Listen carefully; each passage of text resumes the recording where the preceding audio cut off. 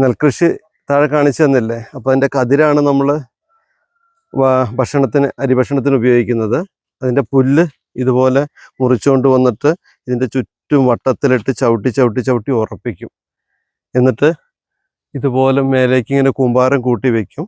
എന്നിട്ട് ഇതുപോലെ വലിച്ചെടുക്കുന്നത് നമ്മൾ എന്ത് ചെയ്യും, വർഷക്കാലത്ത് അല്ലെങ്കിൽ വേനൽക്കാലത്തൊക്കെ കന്നാലിക്ക് ഉണക്കപ്പുല്ല് തീറ്റയായിട്ട് കൊടുക്കും. ഇങ്ങനെയാണ് ഇത് വലിച്ചെടുക്കുക. ഒരേ ഇതിൽ വലിച്ച് റൗണ്ടിൽ ഒരേ അളവിലെടുക്കും.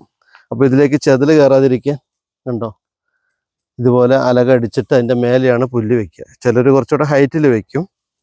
ഇങ്ങനൊരു കാർഷിക സംസ്കാരമൊക്കെ നമ്മുടെ നാട്ടിലുണ്ടായിരുന്നു.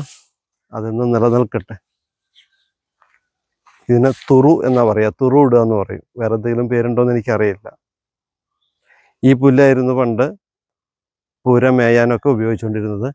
അവിടെ അങ്ങനെ മേഞ്ഞ ഒത്തിരി പുരകളുണ്ടായിരുന്നു. പക്ഷേ നെൽകൃഷിയൊക്കെ നിന്നുപോയി, പുല്ല് കിട്ടാനില്ലാത്തത് കൊണ്ട് ആ പുരകളെല്ലാം ഇപ്പോൾ ഓടിലേക്ക് മാറി.